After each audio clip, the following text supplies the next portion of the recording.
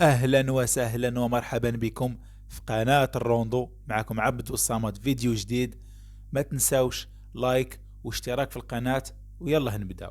عز الدين أناحي، بعدما كانت الصحافة العالمية تشيد بالأداء ديالو في كأس العالم، حاليا أصبح يتعرض للانتقادات من طرف الإعلام الفرنسي، وخصوصا واحد الصحفي في قناة RMC الفرنسية اللي كان هضر على اللاعب وقال أن اللاعب ناقص على المستوى البدني وأنه ماشي بمستوى الدوري الفرنسي.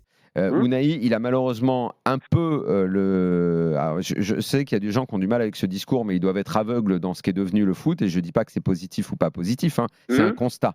Il a un peu le même problème que Barcola. Physiquement, il n'est pas assez costaud.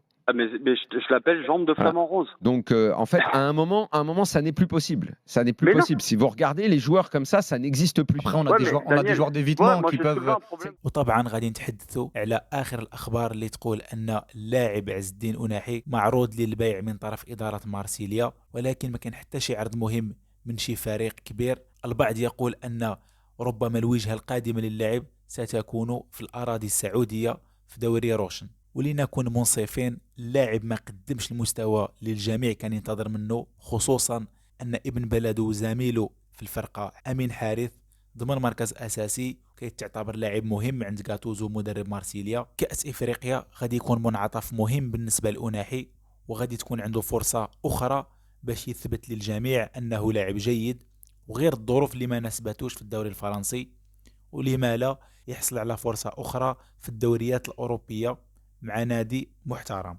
لأنه بالنسبة لي الذهاب إلى إحدى الدوريات العربية حاليا ستكون خطوة غير موفقة من طرف عز الدين أناحي. الاتحاد الإفريقي لكرة القدم خرج بقرار صارم جدا فيما يخص اللاعبين المصابين، وقال أنه يجب على جميع المنتخبات المشاركة أن تدلي بالوثائق الطبية لجميع اللاعبين الذين تم استدعاؤهم، وأي لاعب لا زال مصاب في تاريخ 12 يناير يجب استبعاده من البطولة بشكل نهائي. هذا الخبر بطبيعة الحال يهم بشكل كبير نصير مزراوي، لأن اللاعب المفروض أنه غادي يغيب على الأقل 4 أسابيع. اللاعب بهذا الخبر هذا فهو مستبعد بشكل نهائي من البطولة، وما نظنش أن والد غادي يغامر به وغادي ياخذوا معاه للكان. وكما ذكرت من قبل، فإن موعد التحاق اللاعبين بالمعسكر هو 1 يناير، ويقال أن وليد الركراكي غادي يعلن على اللائحة النهائية اللي غادي تمشي للكان هذا الأسبوع هذا، أي ما بين 25 دجنبر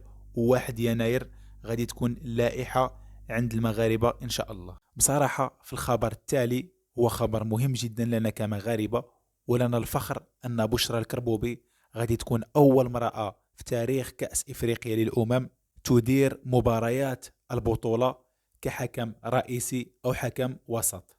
وضروري نتكلموا على ملعب لورون بوكو، الملعب الذي سيستضيف مباريات المنتخب المغربي في دور المجموعات. ملعب يتواجد في مدينة سان بيدرو الساحلية، يعتبر من أصغر الملاعب في دولة ساحل العاج، ولكنه يبدو في حالة جيدة، لا على مستوى العشب لا على مستوى المرافق ديالو.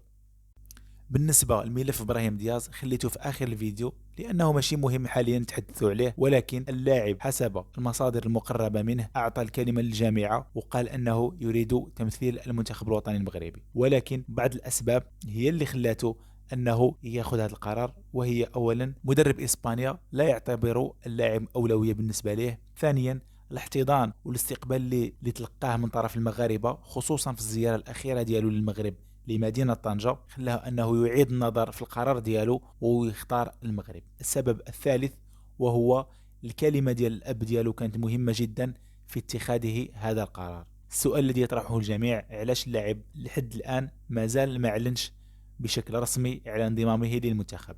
أولا اللاعب يريد التركيز مع ريال مدريد حاليا لأنه يمر بمرحلة جيدة جدا مع فريق ريال مدريد. ثانيا لأن المنتخب الوطني المغربي حاليا مقبل على بطولة كأس إفريقيا للأمم، واللي ما غادي يشارك فيها بطبيعة الحال، وغادي يخلي حتى المر كأس إفريقيا وربما يعلن بشكل رسمي انضمامه للمغرب. وهذا الشيء اللي كاين في هذه القضيه هذه وفي هذا الملف، ربما مع الوقت يتبدلوا بزاف ديال الامور. ما تنساوش لايك واشتراك في القناه، بغيت نعرف الاراء ديالكم في التعليقات. نشوفكم في الفيديو القادم والى اللقاء.